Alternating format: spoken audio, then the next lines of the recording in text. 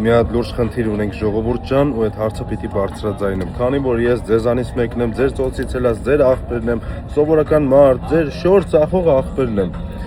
Բոլորս հասկացել ենք, որ վարչապետը լինելու է Նիկոլ Փաշինյանը։ Ուզում հասկանամ ընդդիմություն, ով եք ուզում լինի, Ժող ջան։ Էսի անկեղծ հարցնում եմ, մի հատ գրեք, հասկանամ, ամեն մեկը ձեր սրտի խոսքը, ձեր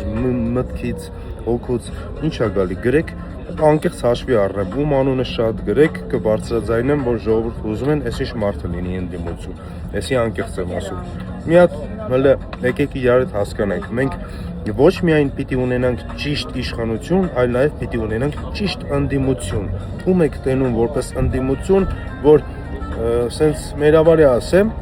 եթե ինչ-որ միտե, թեկուզ նկատի իշխանությունը ինչ-որ մի հատ քայլ արել անենց, որ պետք է չաներ, ինքը կարենա ճիշտ գրագետ ձևով հուշի։ Կամ ոնց է լինում իրականում, էդի սենց հակադարձի, ոնց ուզում եք պատկերացնեք, բանավիճի, փորձի առաջ տանի այն մարդկանց խոսքը, ովքեր որ հակառակ են մտածում այդ իրավիճակի շուրջ, դրա համար պիտի ունենանք ճիշտ ընդդիմություն։ Ով է լինելու Հայաստանի Հանրապետության ընդդիմությունը։